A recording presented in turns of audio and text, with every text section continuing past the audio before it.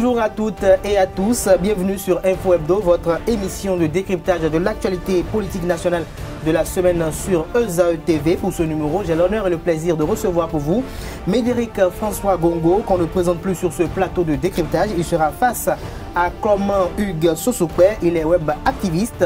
Ensemble, ils opineront sur trois sujets qui ont fait l'actualité tout au long de la semaine écoulée et ont partagé les gros titres à la une des canards parus tout au long de la semaine. Il s'agit d'abord du remaniement ministériel effectué par le président Patrice Talon dans la soirée du vendredi 27 octobre de l'an 2017. Ensuite, le recensement administratif à vocation d'identification de la population RAVIP qui est plus que jamais d'actualité au Bénin. L'opération d'enrôlement a été lancée unanimement sur l'ensemble du territoire national le mercredi 1er novembre dernier. Et enfin, ils se prononceront sur l'affaire de faux et usage de faux en écriture publique qui a éclaté à la Société nationale des eaux du Bénin, SONEB. À nouveau, bonjour, on les retrouve pour le décryptage.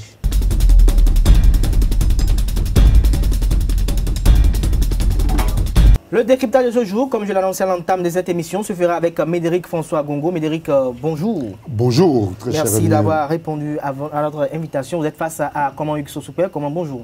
Oui, bonjour Kader, bonjour aux amis téléspectateurs, c'est ça? De ESAE TV. Alors, comme je l'annonçais à l'entame de l'émission, nous avons trois sujets. Nous avons le remaniement ministériel, nous avons le RAVIP et l'affaire de faux et usage de faux en écriture publique à la SONEB. Alors, nous démarrons déjà par le remaniement ministériel. Comment vous êtes le nouveau sur ce plateau de Info Hebdo. Alors, je commence par vous. Alors, quelle analyse faites-vous de ce remaniement ministériel effectué par le président Talon le vendredi 27 dernier? Oui, merci Kader. Et le président de la République, Patrice Talon, a fini par céder à ce que j'appelais la pression de la classe politique béninoise et depuis quelques semaines. Et on nous a habitués depuis un moment à des annonces du remaniement. On nous a même donné des dates à travers les médias internationaux. Mais finalement, nous avons, dans la soirée du vendredi 27 octobre, eu droit à la liste des nouveaux ministres, ou du moins du remaniement du gouvernement du président de la République Patrice Talon, son deuxième gouvernement, je dirais. Et dans ce deuxième gouvernement, je pense, comme l'a dit l'analyste politique Steve Dilenou-Coton, qu'il y a eu nouveau départ, mais il n'y a pas eu rupture. Et le président de la République n'a pas... Il n'y a rien d'extraordinaire à mon avis. Déjà... Donc on parle d'une connotation forte de la jeunesse dans ce gouvernement. Oui, ça c'est... pas d'avis. Quand même, il y a quelques jeunes sur les 22. Oui, je dis, c'est rien d'extraordinaire. Et c'est vrai que le président de la République a fait confiance à certains jeunes, mais les résultats ne sont pas encore là. On ne peut pas encore juger de la compétence. Donc il n'y a pas espoir, on sait... Non, on peut mettre de l'espoir. Je ne dis pas qu'il n'y a pas espoir, on peut mettre de l'espoir, mais on ne peut pas encore dire que... On ne peut pas encore quantifier ou du moins et donner un résultat si ces jeunes ne rentrent pas en action et qu'on les voit à l'œuvre. Je salue déjà cette confiance faite à la jeunesse. Et de 3, on est passé à 4 ministres femmes. Et je note que dans la présente, dans ce gouvernement, oui, il y a un jeune ministre qui est une femme d'ailleurs. Et c'est celle de l'économie numérique. Oui, du portefeuille de l'économie numérique. Et je pense qu'elle a la compétence qu'il faut pour le job, elle est dans son domaine. Reste à la voir à l'œuvre pour justifier de ses qualités intellectuelles et de son management. Avant de vous laisser finir votre décryptage de ce remaniement ministériel, j'aimerais quand même avoir un avis de Médéric Gongo. Est-ce que ce remaniement arrive à point nommé? Vous savez, le principe d'un remaniement ministériel, c'est de créer un déclic.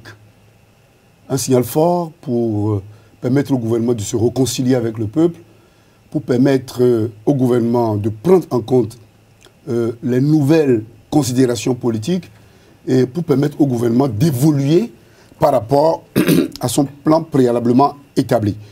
On serait tenté de dire tout ça là pour ça.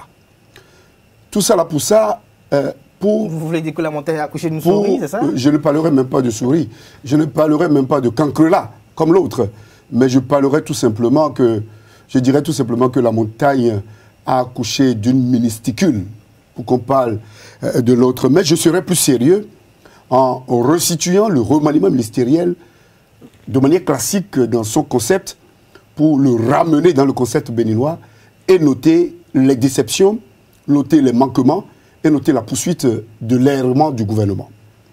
Comme je le disais tout à l'heure, cela permet de créer un déclic et on était comme dans une conjection où, depuis bientôt 1 an, le président Sébastien Djamé-Adjavon avait signalé qu'il ne se reconnaissait plus à travers ses ministres. Depuis des mois, le premier qui nous a parlé du candidat Patrice Talon et qui a pu faire cause pour lui, qui a fait sa poitrine pour lui, candidat Zanaï avait quitté le gouvernement. Il y a cela depuis des mois qu'à l'issue de la formation du bloc de la majorité présidentielle, on pensait à une nouvelle reconfiguration de gouvernement de manière à l'arrimer à la nouvelle configuration politique. On a parlé également de l'échec cuisant que le Bénin a subi à Paris, certifiant ainsi l'isolement diplomatique. On a parlé également de l'implication du ministre des Finances dans des biens acquis dans des conditions douteuses. On nous a dit au début que ce n'était pas pour lui. Finalement, on a tenté de nous faire croire et gober qu'il a travaillé longtemps, qu'il pourrait avoir de l'argent. Voilà des faits. Mais est-ce que cela pourrait être le départ? J'en viens. Voilà des faits qui pouvaient conditionner le remaniement ministériel. Donc, légitimement, le peuple s'attendant à un déclic devrait retrouver quelque peu ces faits précités, c'est-à-dire le limogeage du ministre des Affaires étrangères, la mise à l'écart du ministre des Finances, pour que nous soyons sûrs de ce que le gouvernement, le président de la République, est en phase avec la politique de gouvernance et de bonne gouvernance. Tel n'était pas le cas. Échec. 2. La prise en compte de la nouvelle configuration politique. On a vu le PRD et le président Mboudia étaient obligés de rappeler, il y a cela encore quelques jours, à l'opinion publique et notamment au président de la République, qu'il constituait le plus grand parti du Parlement, qu'il a le plus grand nombre de maires, qu'il a le plus grand nombre de députés, suivez mon regard. Tout ceci pour lui dire, lors du partage, il ne faut pas oublier qu'on est là et qu'on sera là pour toi. Mais à l'arrivée, on a constaté quoi? On a constaté que le chef de l'État a maintenu tout ce qui était vomi par le peuple, le ministre des Affaires étrangères, le ministre des Finances. Le chef de l'État n'a pas tellement pris en compte la nouvelle configuration politique qui le soutient au niveau du Parlement. Et finalement, le déclic qu'on attendait n'a pas eu lieu. C'est tout comme s'il n'y a eu rien. Questionner l'opinion publique, il n'y a absolument rien. Donc, oui, allez-y, très rapidement avant que je vous revienne. Le chef de l'État, vraisemblablement, n'est pas à l'écoute du peuple. Le chef de l'État... Il y a eu un ministère des Affaires sociales qui a été créé. Donc ils disent que le chef de l'État... Non, ce n'est pas la pause au saucissonnage. On a voulu satisfaire certains et il faut déshabiller un peu la ministre du Travail pour en revenir, Alors, au niveau de la recomposition de certains départements ministériels, est-ce que vous voyez quelques couacs que vous relevez à ce niveau? Non, vous savez, il y a quelques couacs? On peut faire des analyses, mais il y a toujours un mais. Je pense que la constitution confère au président de la République, Patrice Talon, la latitude, le droit, c'est ça. Mais par rapport au ministère par exemple, attendez, la latitude de nommer les membres de son gouvernement, la latitude de dépiécer les portefeuilles comme bon lui semble, et la latitude de nommer le nombre de personnes qu'il veut et dans ce gouvernement. Je ne pense pas que la Constitution ait prévu une limite, que la Constitution est interdite, qu'il nomme des gens comme il l'a fait. Et je le dis parce que lorsque je suis l'analyse de votre vis-à-vis et analyse Médéric François Gongo, j'ai comme l'impression qu'il y a mal donne. A priori, il peut y avoir mal donne, mais nous sommes dans une république. Et je pense que plus de 67% des Béninois ont accordé leur soutien au président de la République, Patrice Talon. Et lorsque Médéric Gongo dit que le peuple a vomi les ministres et que le président de la République devait en tenir compte, et se séparer d'eux. Et qu'à l'arrivée, on ne constate rien de tel, et c'est son opinion. Et une opinion que je ne dirais pas que je partage. Mais c'est la preuve que c'est le moment de nous poser la question de savoir est-ce que le président de la République travaille pour les Béninois. Est-ce que le président de la République, Patrice Talon, s'il ne travaille pas pour les Béninois, il va travailler pour qui? Écoute les Béninois. Non, vous savez, et aujourd'hui, on peut remarquer qu'au Bénin, il y a les uns, il y a les autres.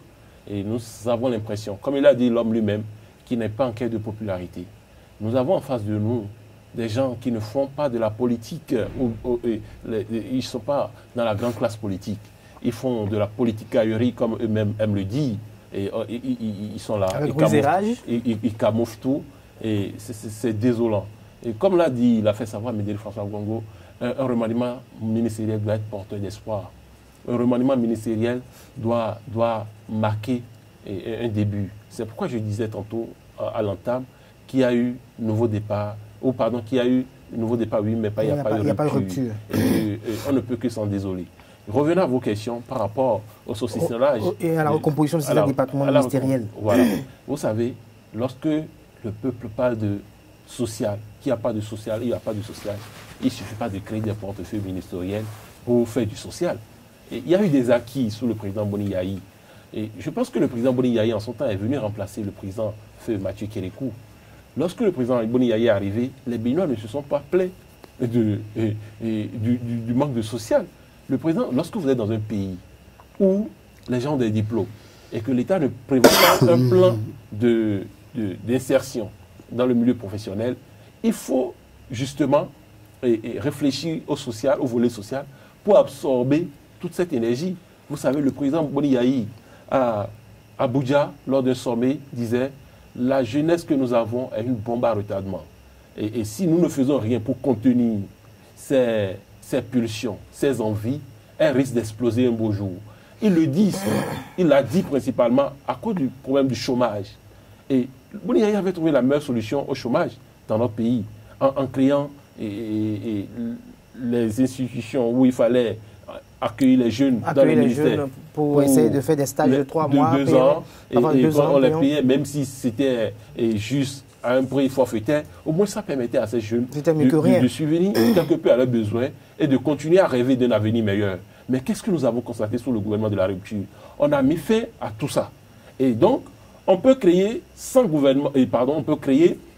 portefeuille ministériel dédié au social si on ne remet pas au cœur de la gouvernance même le social, le volet social, alors là, rien n'en sortirait. Lorsque je lis le PAG dans tous les sens, de tous les côtés, je ne vois pas ce qu'on prévoit réellement pour le social, pour sortir le Bénin, ou bien pour venir au secours des plus défavorisés. On ne peut pas tout concentrer dans les mains je dirais, de la fondation de la première dame et penser qu'on gagnerait le pari du social. Vous savez, tout est capitalisé entre les mains des proches du président de la République et du président de la République. Ça ne marchera pas.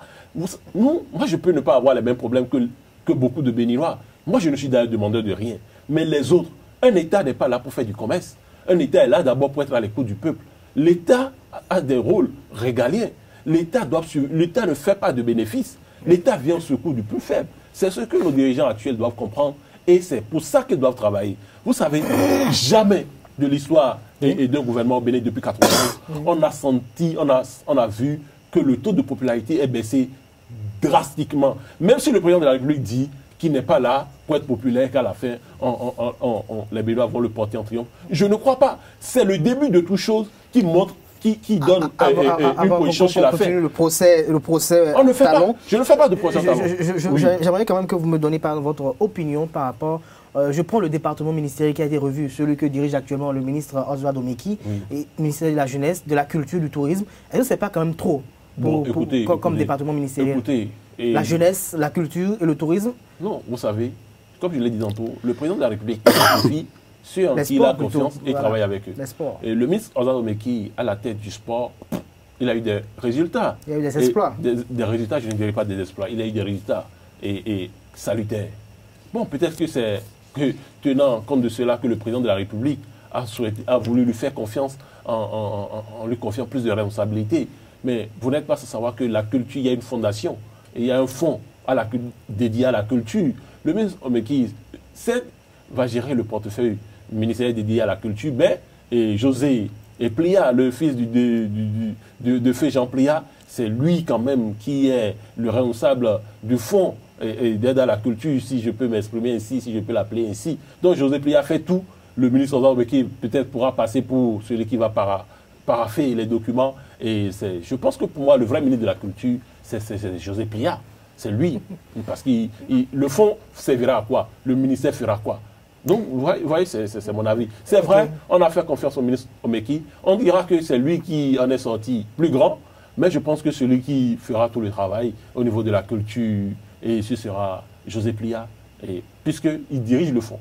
Alors, Médéric François Gogo, il y a une recomposition au niveau de 2 départements ministériels, ou 3, je crois. Mais en ce qui concerne le cas du département ministériel dirigé par Ozwa Domeki, est-ce que vous ne voyez pas une tâche assez lourde qui attend le jeune ministre quand on voit les sports déjà, qui s'y attellent, nous avons la culture et ensuite le tourisme, ça fait 3. Vous savez, le chef de l'État a la discrétion de mettre sur pied un gouvernement, il a la latitude de choisir les membres de ce gouvernement. Mais lorsque nous nous référons aux démocraties modernes, pas plus tard qu'il y a quelques jours à Londres, pour avoir touché, il y a de cela plusieurs années, les jambes d'une journaliste, le ministre de la Défense, je crois, a été obligé de démissionner. Il y a de cela quelques mois, au niveau de la France, le président de Modem avait été obligé de quitter le gouvernement parce que lui devant prendre le devant d'une structure de lutte contre la gouvernance, s'est retrouvé quelque peu percevant des frais au niveau de l'Assemblée européenne. Il a été obligé de démissionner. Vous savez, quand on fait un gouvernement, et ce gouvernement vient tout juste après la débâcle de Paris, et que l'on voit que le chef de l'État a maintenu le ministre des Affaires étrangères en lieu et place, c'est qu'il y a un problème. Lorsqu'on fait un gouvernement, et que le ministre des Finances, dont le nom avait été cité dans des affaires, vous l'avez dit, je viens, oui. C'est très important. Oui. Donc, dans cette optique, on ne peut plus dire qu'on délivre un chèque à blanc au chef de l'État. Le chef de l'État doit faire un gouvernement pour se mettre en phase avec les désirata du peuple. Bien entendu qu'il en a la discrétion, l'opportunité et la latitude du choix des membres. Ceci étant, le ministre Ozwa Domeki, je crois que nous n'allons pas tellement personnaliser les postes qui ont été distribués, rajoutés ou pas. En fait, ce n'est pas la densité du portefeuille, c'est beaucoup plus la capacité de l'homme à pouvoir manager. Et on l'a vu au sport. On l'a vu, il n'a pas déçu. C'est vrai qu'au niveau du football, on n'a pas fait trop de merveilles, mais c'est également vrai qu'au niveau de la fédération, tout n'est pas rose, mais tout se passe relativement bien. La FEB Foot. Donc, il a réglé ses problèmes. Il y a des sports individuels pour lesquels on a eu des résultats. Les participations des délégations béninoises ne sont pas tellement mauvaises. On a vu beaucoup d'actions autour du sport scolaire et estudiantin, je crois. Il y a du boulot qui est fait. Et certainement, le chef de l'État a voulu... Il faut pérenniser ses acquis. Oui, pérenniser les acquis. Et le chef d'État a voulu certainement le renforcer. Il a renforcé. C'est une marque de confiance. Nous avons écrit au niveau du Actu Express que c'est une prime à l'efficacité. Beaucoup n'ont pas compris, mais c'est ainsi, parce qu'il faut dire quand c'est bon, c'est bon. Tout à fait. Mais se réserver le droit, parce que les journalistes ne sont pas des régimistes. Les médias, la presse est un contre-pouvoir, pas essence. C'est parce que nous n'avons pas un mécanisme flux de financement des médias au Bénin que la plupart des organes de presse sont obligés, pieds et mains liés, de se mettre sous la coupe du gouvernement pour quitter le rôle et de l'information et de la communication et glisser vers de la propagande hitlérienne. Et c'est ce que nous observons aujourd'hui. Le gouvernement, oui, je le dis, j'insiste pour le dire, faites un tour dans la ville.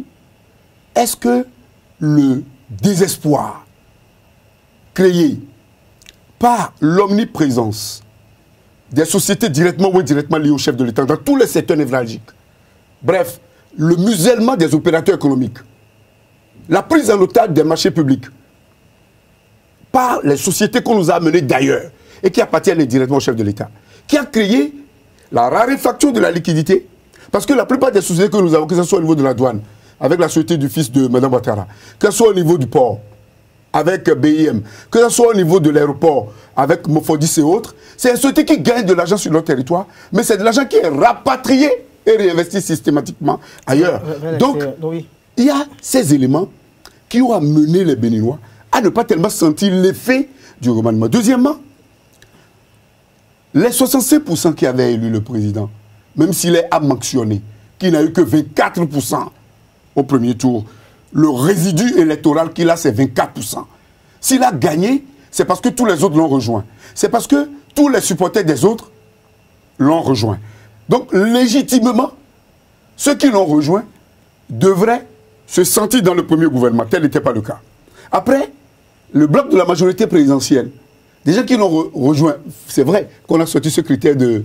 on aurait sorti ce critère de tous ceux qui seront ministres, ne seront plus candidats aux élections législatives, ne savons pas de qui cela est.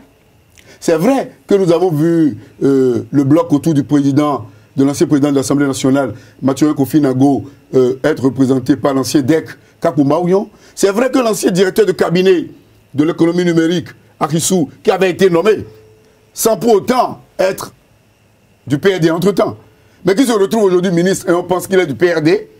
On a vu les ténors du PRD. C'est vrai qu'il y a quelques bribes qui ont été données, mais lorsque vous voyez un peu la charpente du gouvernement, les secteurs sensibles, les secteurs névralgiques sont maintenus par les gars du clan.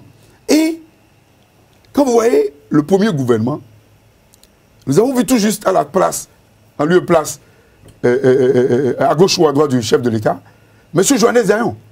Mais nous n'avons pas vu le nom de M. Joannès Dayon dans le gouvernement. On me dira qu'il est membre du cabinet, qu'il est conseiller spécial.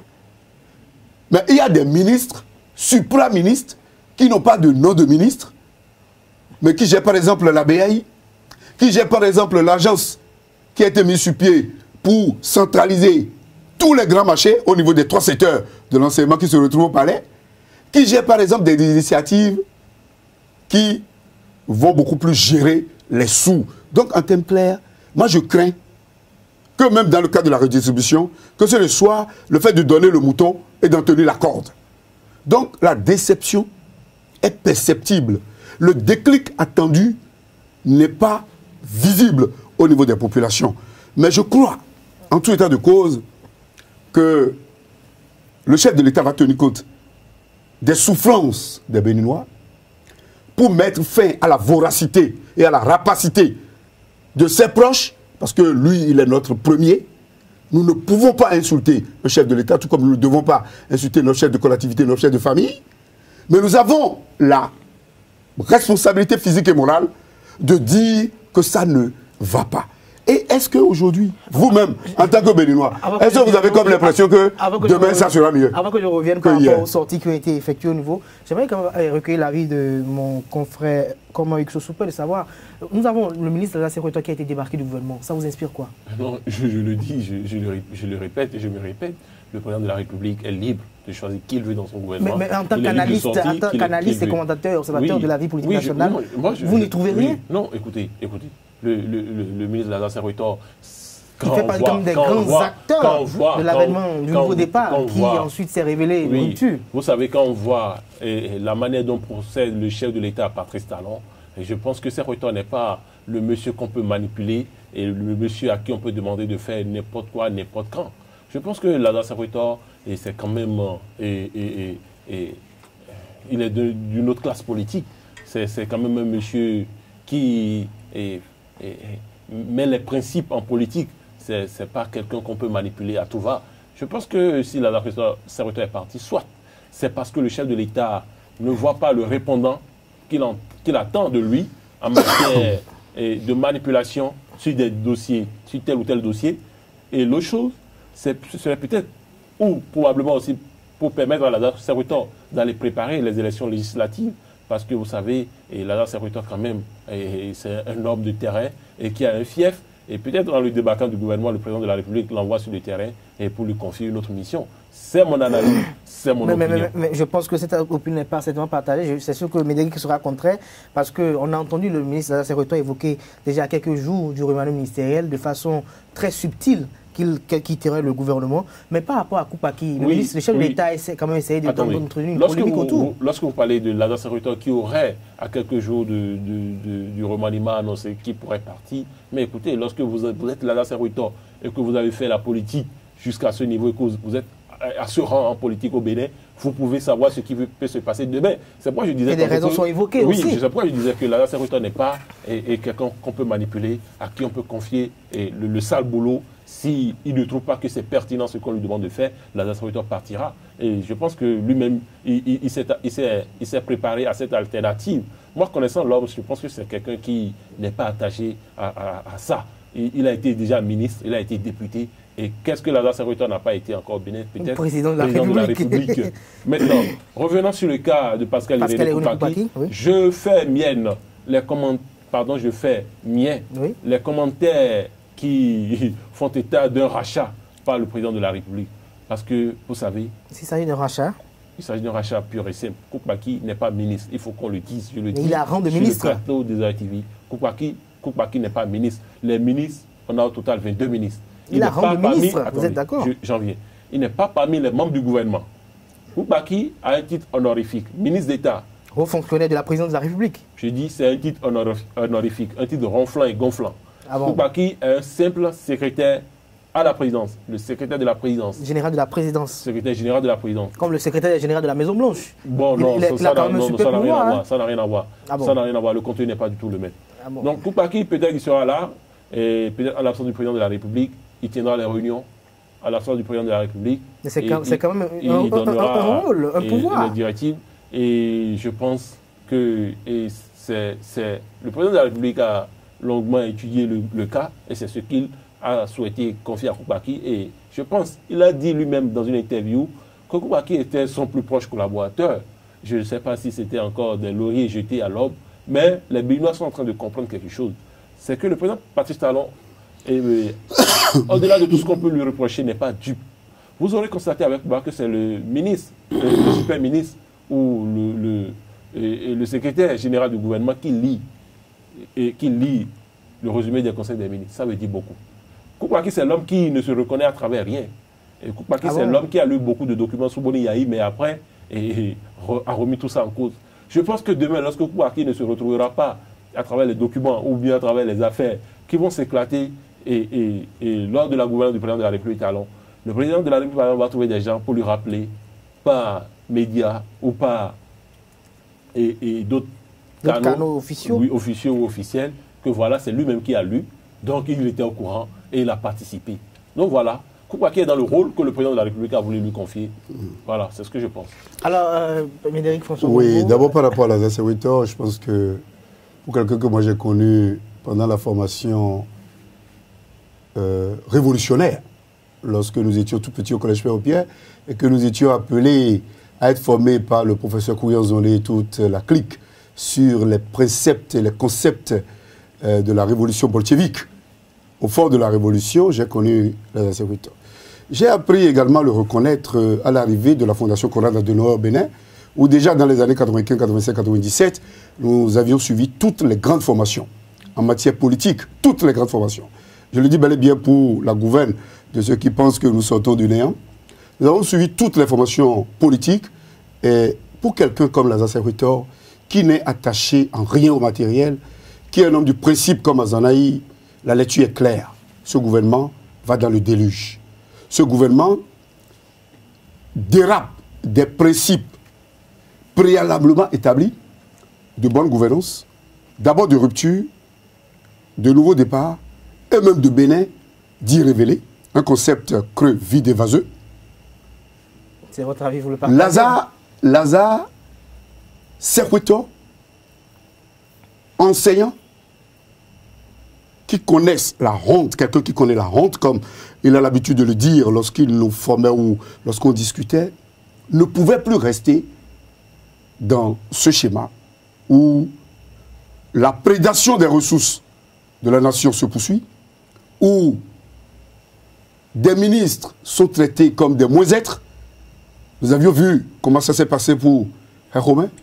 Nous avions vu quand candidat Zanaï a quitté le gouvernement, comment les journaux propagandistes s'en sont pris sérieusement à lui. On ne saurait même pas que c'est l'homme de 4 ou de 5 mai qui a failli se faire tuer, qui a failli se faire coffrer, qui a créé le déclic et qui a créé l'élection même de la plupart des députés de l'Union fait la nation. Oui, mais Médéric, par rapport à cette appréciation que vous faites du comportement de candidat Zanaï, je pense que les Béninois je ne dis pas la presse, hein, mais je dis candidat Zanaï doit des explications. Évidemment, évidemment. Ça, c'est le débat. Vous savez. Ça, c'est le débat. Nous n'allons pas revenir dessus. Non, non. Candidat Zanaï, comme vous l'avez fait remarquer, a été pour beaucoup dans l'avènement au pouvoir de Patrice Talon. Et donc, lorsque vous partez d'un gouvernement comme ça, vous devez rendre compte, vous devez il va le faire.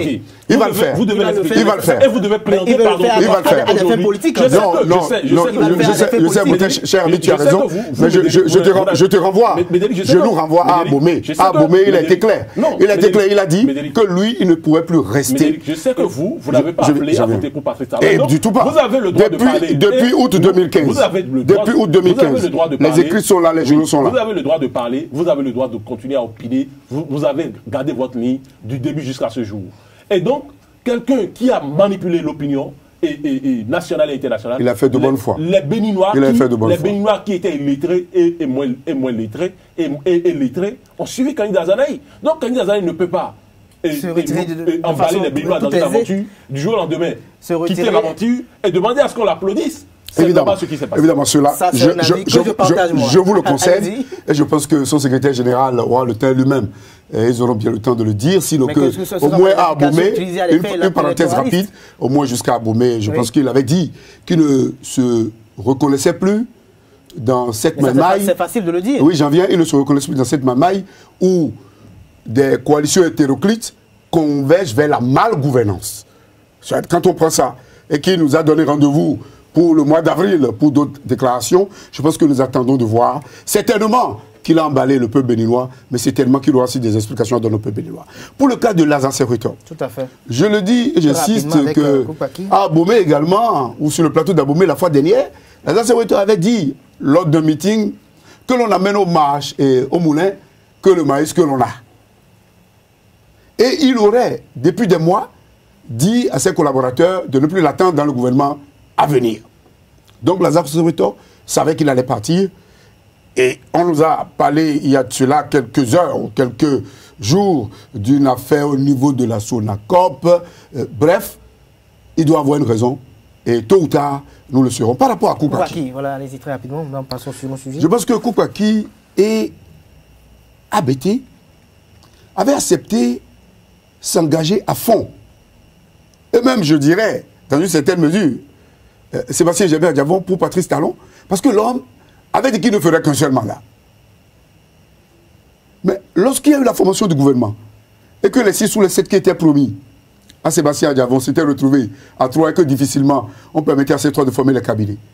Lorsque Pascal Irénée Koupaki s'était retrouvé dans la position de lecteur, simplement de lecteur, et que tout le boulot qu'il devrait faire était fait, ou soit par Johannes, ou soit par d'autres personnes.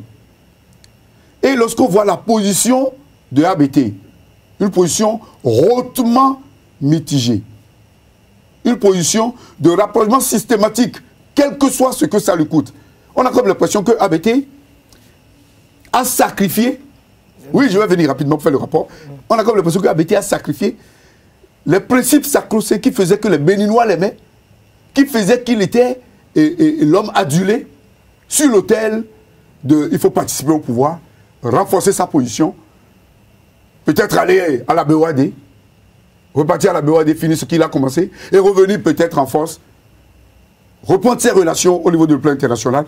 Donc on voit que le combat de repositionnement par rapport à la deuxième position au sein du gouvernement, encore que ni ABT ni PIC n'étaient en deuxième position, le combat est terminé. Talon pense avoir réglé le problème. C'est-à-dire partager le pouvoir entre le Sud et le Nord, permettre à ses partenaires du Nord, qu'il a eu à renforcer, de se retrouver représentés par quelqu'un, démontrer à Koupaki qu'il n'était pas totalement d'accord. D'ailleurs, vous devez voir les sbires de Koupaki, les Tometi, les Constantin Amoussou, ceux qui défendaient la vision de Koupaki et qui au début étaient dans une position mitigée. Wilfried Ambodi, on l'entend de moins en moins. Vous allez voir qu'ils ne sont plus tellement engagés de moins visiblement pour la cause du président de la République. Donc, on a voulu clairement mettre Koupaki hors jeu. Beaucoup disent qu'il aurait serpenté, qu'il aurait lézardé le mur la nuit là, et que le deuxième décret était un décret de rattrapage pour l'empêcher de bouffer la grande honte. Mais je pense que si moi j'étais à sa place, bon, encore que la plupart des Béninois n'arrivent pas à vivre en dehors des privilèges politiques, ce que nous pouvons faire, si moi j'étais à sa place, je pourrais décider de partir.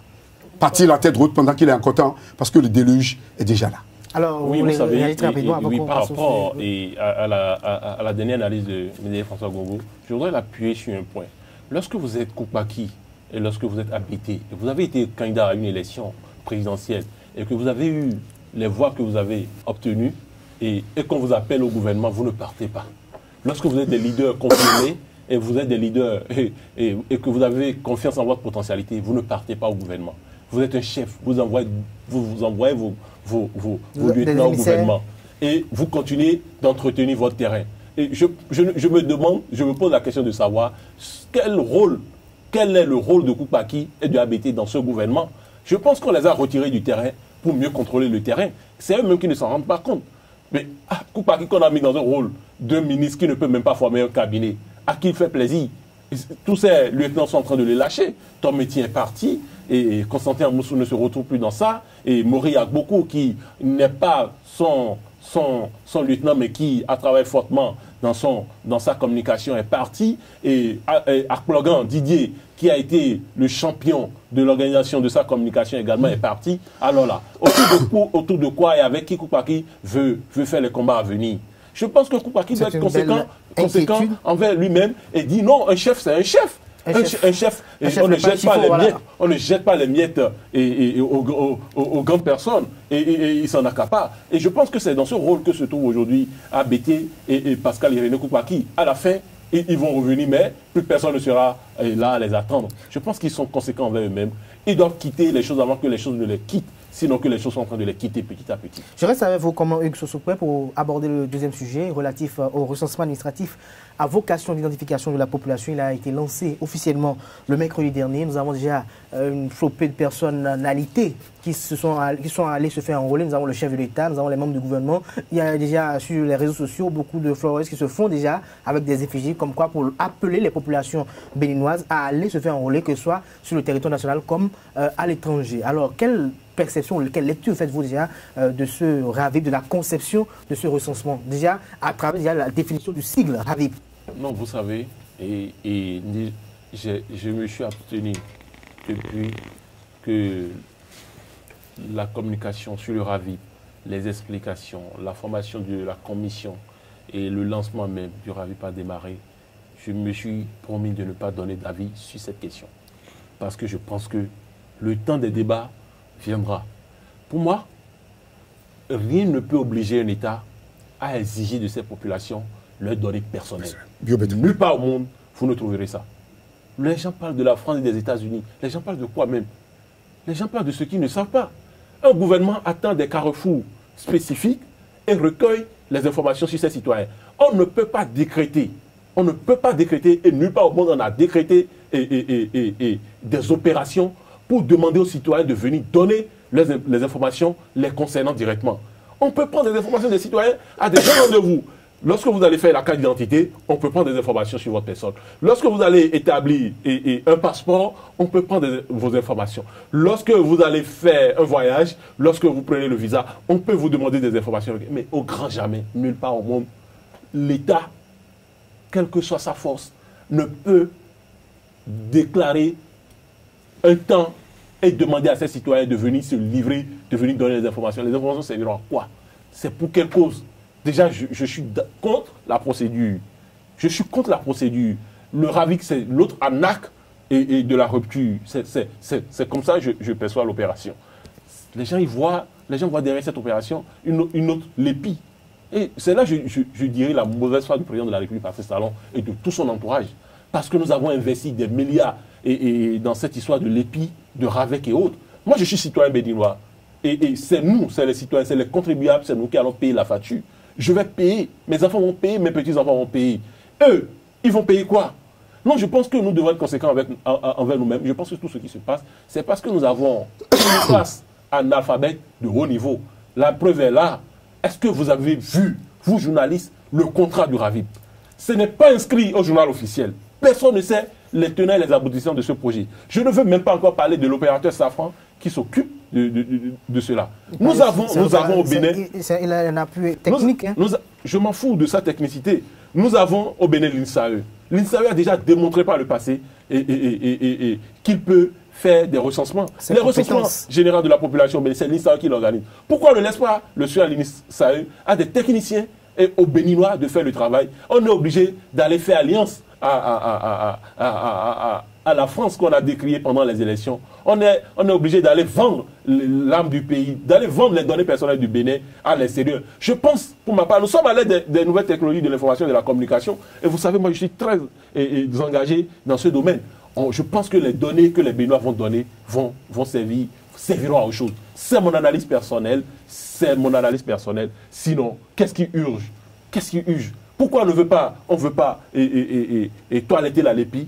Pourquoi on ne met pas en place la commission de la LEPI pour démarrer les opérations? Ceux qui ont l'âge, mais pourquoi le gouvernement veut faire du neuf? On ne réinvente pas la roue. C'est une rupture. On ne peut pas réinventer la roue. C'est une rupture, Médéric François Gongo. Donc la rupture veut quand même avoir son recensement administratif. Déjà, Médéric François Gongo, est-ce que vous ne voyez pas quelque chose qui cloche au niveau déjà de la définition du sigle déjà? Oui, c'est vrai qu'au début on nous parlait du RAVIP, maintenant on parle de RIAVIP, on parle de recensement initial.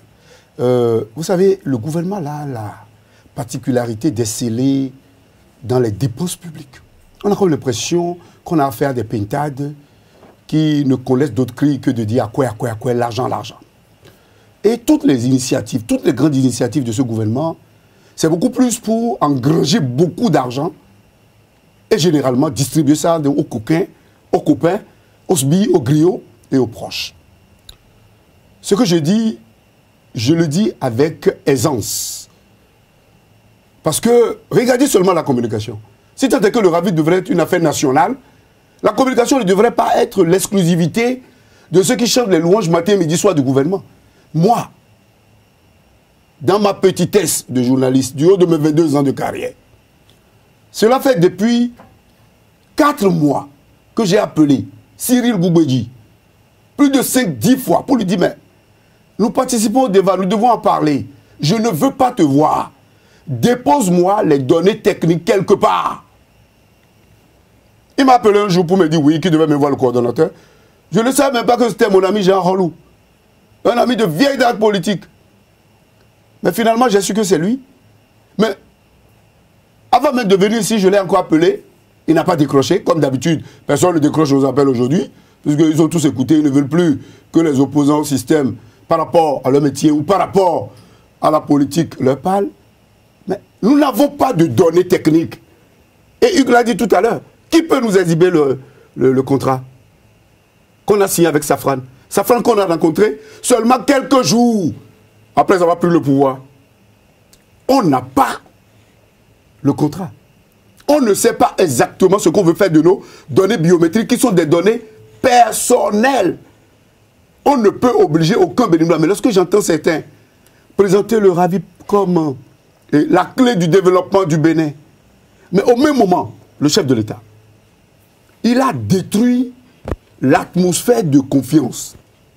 D'abord, en ne respectant pas ses engagements vis-à-vis de ses partenaires politiques, d'abord dans le cadre de la rupture, pour vous dire que la rupture n'existe plus. Tous ceux qui parlent de gouvernement de rupture, c'est faux. Parce qu'un temps, on a parlé de nouveau départ. Ceux qui sont dans le nouveau départ ont créé le Bénin révélé pour dire que même sans Diavon et sans tous les autres talents, aurait pu, avec ses 50%, se faire élire au deuxième tour. Alors que dans l'histoire politique du Bénin, à l'aide du renouveau démocratique, aucun président ne se fait élire au deuxième tour sans avoir un minimum de 30% au premier tour. C'est-à-dire, quand on prend 10 Béninois là, au premier tour, il n'y a que 2,4 Béninois qui ont accepté d'accompagner le chef de l'État. Il n'a même pas eu la majorité relative. Si on était au Togo, au Cameroun, au Gabon, c'est le candidat Lionel Zissou qui serait le président. La majorité, c'est le premier tour. Donc, celui qui a été porté par la majorité des Béninois, d'abord c'est lui.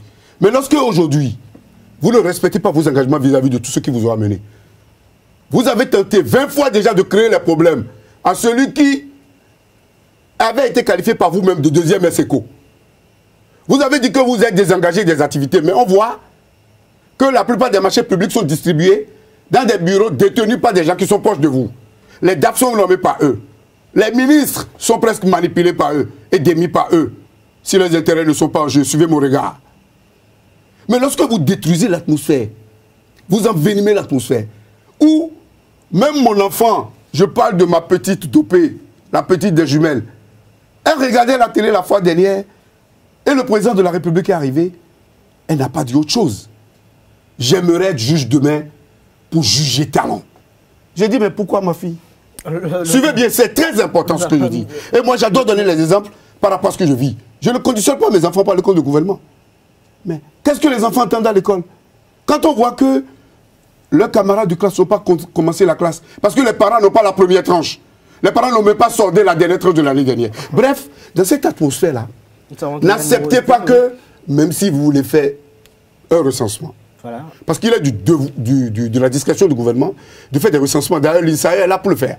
Mais si vous voulez faire un recensement, même si vous faites preuve de bonne foi, n'importe comment, parce que vous avez dit qu'il ne suffit pas d'être bon pour être élu, mais il faut avoir des challengers qui ne soient pas de tête devant soi, où il faut les éliminer tous. Lorsque vous vous trahissez vous-même, parce que le Bénin a une âme, à travers des propos qui dénotent de ce que vous savez déjà que vous ne pouvez rien avoir lors des législatives à venir de la municipale. Vous savez qu'au fond des cas, lorsqu'on ira aux élections, vous aurez à peine 20 ou 30 députés. Il y en a qui me disent 15. Vous ne devez que compter sur la manipulation du fichier électoral. Pour retarder sciemment la mise sur pied du COSLEPI. Et là, on se demande pourquoi des Béninois n'interjettent pas, ou bien ne font pas recours à la Cour, ou si ça a été fait, il y a une dame, une enseignante, pourquoi la Cour tarde à répondre? Pourquoi on ne nous extrait pas le COSLEPI? Une disposition de la loi instituant le RAVI parle de ce qu'on pourrait être amené à extraire des données du RAVI pour faire un fichier électoral. Je pense que la supercherie est là. Et le peuple, à 18 mois des législatives, doit se tenir debout pour dire non à ce que moi j'appelle l'escroquerie d'État. Au fait, il y a 45 milliards, j'en viens, il y a 45, je dois finir, il y a 45 milliards à se partager entre coquins. Moi, je n'ai jamais vu autant d'affiches annonçant un événement comme j'en ai vu pour le RAVIP. Écoutez, j'en viens, j'en ai vu autant d'affiches. Je reviens tout de suite. Deuxièmement, les autorités qui doivent aller dans une démarche pédagogique pour appeler le peuple à comprendre le bien fondé, ont tendance à imposer. Je suis sûr que, alors nous parlons là, il y a des villages dans lesquels on est en train de dire aux populations, si vous ne votez pas pour le RAVIP, vous n'aurez plus de puits. Si vous ne votez pas pour le RAVIP, vous n'aurez pas de centre de santé. Parce qu'il y en a qui disent que ça va servir de base pour les questions de développement. Mais l'INSAE a déjà fait près de 40, 50 enquêtes. Si c'est pour développer le Bénin, les données existent déjà. Merci, et puis, safran, lorsqu'on dit safran, Médéric, vous allez aller très rapidement. Oui. Lorsqu'on dit safran, il nous manque un sujet. C'est la fraude exponentielle. Ce sont des gars qui ne viennent chercher que de l'argent en Afrique. Que les Africains se battent, comme cela se fait au Kenya, qui s'entretuent. Que les Africains se battent, comme cela se fait au Togo. Comme cela se fait dans beaucoup de pays où safran a été, safran qui a été chassé, même de la France. C'est pas normal qu'on nous amène des ripoux d'ailleurs. C'est pas normal qu'on nous amène, par exemple, Morphodis, dont le contrat avait été rompu en Côte d'Ivoire, pour qu'il s'occupe de notre aéroport. Le Bénin n'est pas une poubelle pour n'accepter que ce qui ne marche pas ailleurs. Il faut qu'on arrête de prendre des Béninois, tous les Béninois, comme des godillots. Parce que trop, c'est trop. De toute façon, j'en aurais terminé par cette phase, sur ce point. De toute façon, les Béninois ne mourront pas tous. Les Béninois ne souffriront pas tous. Il y en aura qui resteront et qui feront payer très cher la supercherie qui est en cours. Alors, Hugues, comment se souper, j'ai envie de vous demander très rapidement avant qu'on passe au dernier sujet, de savoir le RAVIP, est-ce qu'il a été inscrit dans le programme d'action du gouvernement? Et quand on parle de l'obtention d'une carte biométrique pour les populations béninoises, et qu'on voit au niveau des centres d'enrôlement, on est étonné de voir qu'il n'y a pas de dispositif pris pour essayer de prendre la taille des gens à être recensés. On se demande, est-ce qu'on va se fier toujours à la carte d'identité nationale? Ceux qui ne viennent pas avec la carte nationale et qui viennent avec le acte de naissance, comment on aura leur taille? C'est toute une question, toutes des inquiétudes. Alors, quelles sont vos appréhensions à cet effet? Vous voyez, et votre question me fait sourire parce qu'avant de venir sur ce plateau, j'ai débattu de cette question avec un ami et qui m'a dit qu'il s'était rendu dans un centre d'enrôlement et on ne lui a même pas exigé, on n'a pas pris sa taille. Et on a demandé, mais qu'en serait-il de ceux pour qui on témoigne? Ça veut dire que c'est... Il n'y a pas une crédibilité autour. Les gens s'amusent. Les gens s'amusent. Moi, je pense que c'est pour la première fois pour un recensement où il y a autant de tapage. Et vous savez ce qu'on constate? Pour les premiers, tout ce que je vois, c'est les autorités. Président, ministre, maire, préfet, qui vont s'enrôler. La population n'est pas dans ça.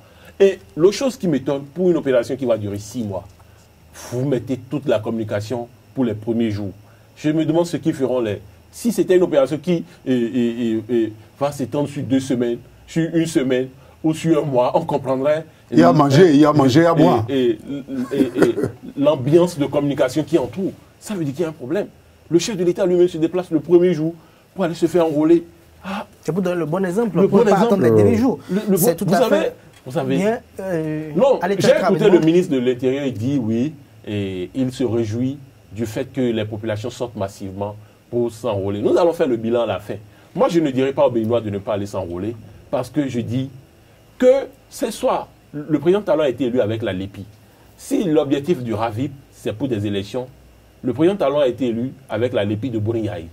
S'il doute que la LEPI de Boniaï lui permet de revenir en tant que président de la République, comme il le mentionne partout pour un second mandat, si les Béninois ne veulent pas le porter avec le RAVIP, il a beau faire le RAVIP, il ne sera pas porté par les Béninois. Merci à vous. Comment Exo-Soupé, nous sommes à la fin de cette émission, mais je vais quand même vous faire un tour de table pour recueillir vos appréhensions, vos impressions par rapport à cette affaire de faux et usage de faux en écriture publique au niveau de la Société nationale des eaux du Bénin, où il y a le directeur général David Babalola qui est épinglé avec son directeur des affaires administratives et financières. Nous avons également la caissière. Alors, est-ce que ces affaires au niveau du secteur de l'eau sont un peu plus récurrentes ces temps-ci au Bénin?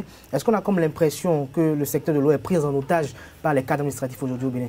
Vous savez, David Babalola, lorsque le problème s'est posé... Très rapidement, nous sommes lorsque le problème s'est posé, et ceux qui le connaissent, j'ai ouï dire que c'est un monsieur, un monsieur propre, j'ai ouï dire que c'était un monsieur propre, et il est en poste depuis 2012. Et c'est déjà le président Boniaï qui lui a fait confiance. Et s'il a reçu la maintenue, ça veut dire qu'il est compétent, il a des qualités quand même. Et donc, je me dis, je ne voudrais pas opiner sur une question qui est devant la justice. Et donc, laissons la justice aller au bout. Nous allons avoir le temps de nous retrouver sur ce plateau et aller dans les détails de cette affaire parce qu'il est accusé, il n'est pas encore coupable. Tout à fait. Il est accusé, il n'est pas condamné. Le débat se fera en son temps. Merci à vous. Alors, Médéric, lorsque je vois que le président du conseil d'administration de la SONEB, c'est le vénérable Émile Paraïso, lorsque je vois que les syndicalistes ont tenté de trouver Noise au DG Babalola et que ça n'a pas pris, et sur la base de quelques investigations que j'ai eu à mener rapidement, je peux dire, par rapport à ce sujet, qu'on a parlé au début de 13 milliards que l'État devrait à la SONEB, et que pour se faire payer, la SONEB a été obligée de donner la preuve de ce qu'elle n'aurait aucun problème avec les impôts et autres, et que c'est là où on a découvert la supercherie, et que finalement il y aurait eu des quittances ou des papiers qui prouvent que la SONEB aurait versé et que cela ne serait pas retrouvé dans les caisses de l'État. Mais lorsque je m'interroge un peu pour voir comment on manipule les gars des impôts et comment certains agents des impôts et des ministères des Finances et du ministère des Finances se sont retrouvés épinglés ces derniers moments dans plusieurs affaires, je me dis qu'il faut vraiment attendre d'avoir des éléments convaincants pour dire s'il est accusé. Parce que hier, il était au tribunal et aujourd'hui, il y serait également. Et si hier, il n'a pas été quelque peu mis aux arrêts fermement, c'est sûr que le juge n'avait pas des éléments fondés. Et nous allons poursuivre les investigations.